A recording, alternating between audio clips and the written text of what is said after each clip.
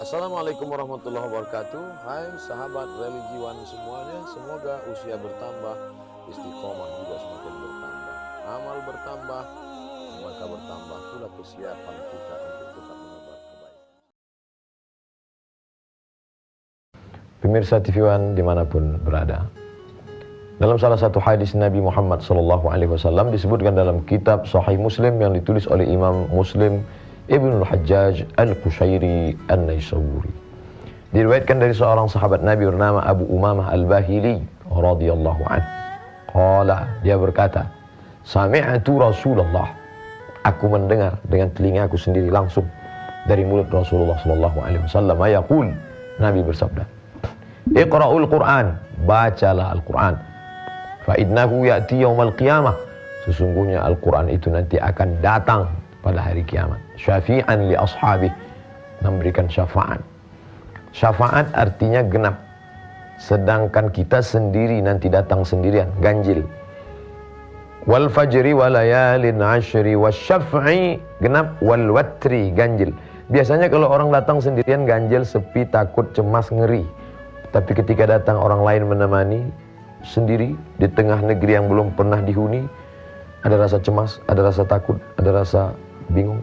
Tiba-tiba datang seorang kenalan, oh senangnya. Begitulah agaknya nanti kita menghadap Allah Subhanahu wa taala. Wa laqad ji'tumuna furada, kamu akan datang menghadap Allah Subhanahu wa taala sendirian. Kama khalaqnakum awwala marrah, sebagaimana kami dulu menciptakan engkau sendirian, datang sendirian ke alam yang fana ini sendirian. Kamu pun nanti akan datang menghadap Allah sendirian, tunggal, tidak ada siapapun. Lalu kemudian datanglah syafi', orang yang menggenapkan kita. Selalu diterjemahkan penolong. Boleh, tidak salah. Siapa penolong itu? Syafaat Nabi Muhammad SAW. Siapa lagi? Syafaat para malaikat. Siapa lagi? Syafaat orang-orang soleh. Siapa lagi? Syafaat anak yang meninggal ketika belum akil balik. Siapa lagi? Syafaat Al-Quran. Iqra'ul Quran, bacalah Al-Quran. Apalagi di bulan suci Ramadan. Ada apa dengan bulan Ramadan? Apakah yang kita sembah di bulan Ramadan beda dengan yang di bulan lain? Tidak ada bedanya. Lalu kenapa di bulan Ramadan kita disuruh memperbanyak bacaan Al-Quran? Yang pertama, Syahrul Ramadan alladzi unzila fihi Al-Quran. Bulan Ramadan, bulan turunnya Al-Quran. Oleh sebab itu di bulan turunnya Al-Quran tentu kita perbanyak. Yang kedua, alaikum bisunnati, ikuti sunnahku, kata Nabi. Sunnah Nabi Muhammad SAW, beliau mengkhatamkan hafalan bacaan Al-Quran terus menerus di bulan Ramadan. Oleh sebab itu maka inilah mengapa kita memperbanyak. Apalagi di bulan biasa, di bulan Ramadan ini dilipat gandakan daripada amalan-amalan yang ada di bulan puasa. Oleh sebab itu, Iqra'ul Quran, baca Al-Quran. Habis subuh 2 lembar, habis zuhur 2 lembar, habis maghrib 2 lembar, habis isya 2 lembar, habis asar 2 lembar, 10 lembar, 1 juz. InsyaAllah 1 juz. Adwa muha wa in qalla, sebaik-baik amal itu adalah adwa muha, continue, berkelanjutan, wa in qalla, walaupun sedikit. Daripada sekali duduk 15 juz tapi setelah itu tidak pernah buka Quran sama sekali. Siapa yang akan menolong kita nanti di hadapan Allah ketika datang sendirian? Yauma yafirul mar'u min akhi, saudara kandung pergi sendirian. Wa ummihi, ibu kandung pergi sendirian. Wa abi, ayah kandung pergi sendirian. Wa sahibatihi, istri suami, tidak ada yang bisa menolong. Wa bani, anak-anak yang dulu dikandung 9 bulan 10 hari, disusukan 2 tahun lamanya, meregang nyawa melahirkannya, pun tidak bisa menolong. Oleh sebab itu sayangilah diri dengan baca Al-Quran. Jadi kalau kita lihat mengapa orang di stasiun bis buka Quran, di atas kereta api buka Quran, ini orang riya, ini orang apa baca Quran di mobil. Bukan, dia sedang mencari teman sahabat. Kalau dalam perjalanan hidup yang singkat 63 tahun, dipotong masa akil balik 10 tahun tinggal 53, dipotong masa kerja, dipotong masa tidur, dipotong.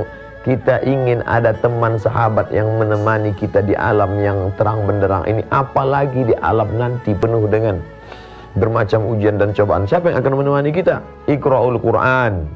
Ketika salafus salih dulu terus menghafal, membaca, merenungkan, mengamalkan, mengajarkan. Khairukum, siapa orang paling baik di antara kita? Apakah yang paling tinggi jabatannya? Apakah yang paling banyak hartanya? Apa yang paling ganteng rupa bentuk wajahnya?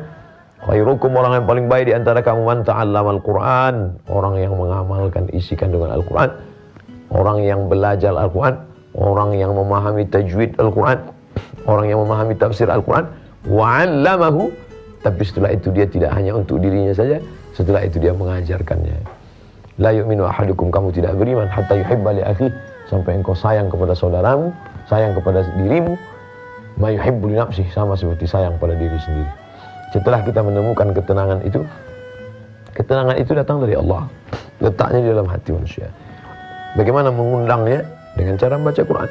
Wa idza quri'al Quran, kalau dibacakan Al-Quran, fastami'u lahu, dengar baik-baik, wa ansitu, diam, la'allakum turhamun, mudah-mudahan turun rahmat. Makanya selesai baca Quran orang berdoa, Allahumma rahamna bil Quran, ya Allah, rahmati kami, turunkan rahmat kasih sayangmu dengan berkah bacaan Al-Quran ini. Waj'alhu lana imaman wa nuran wa hudan wa rahmah. Jangan sekedar membaca saja, tapi kan jadikan Quran ini sebagai nur, penerang cahaya di tengah kegelapan kami. Wa hudan, jadikan dia sebagai penunjuk jalan saat kami tak tahu kemana arah jalan. Wa rahmah, jadikan dia sebagai rahmat, turunnya kasih sayang Allah Subhanahu wa taala. Dibacakan di rumah, turun rahmat di rumah. Dibacakan di ruang ICU, turun rahmat di ruang ICU. Dibacakan pada orang yang sakit, wa nunazzilu minal Qur'ani ma huwa syifa. Kami turunkan Al-Quran itu sebagai syifa, penyembuh, penawar, pengobat. Wa rahmah, dan kasih sayang Allah Subhanahu wa taala. Oleh sebab itu di dunia dia sebagai penenang hati, kalbu, jiwa. Di akhirat nanti pula sebagai teman, sahabat yang tak akan mungkin meninggalkan, sahabat abadi. Hari ini kawan-kawan kita banyak, kawan tertawa banyak, kawan senang banyak, kawan berduka sedikit. Berapa teman kita di FB, berapa teman kita di grup-grup, siapa yang bisa menolong kita? Oleh sebab itu tidak ada kecuali Al-Quran. Bertemanlah dengan Al-Quran di dunia, dia akan menemani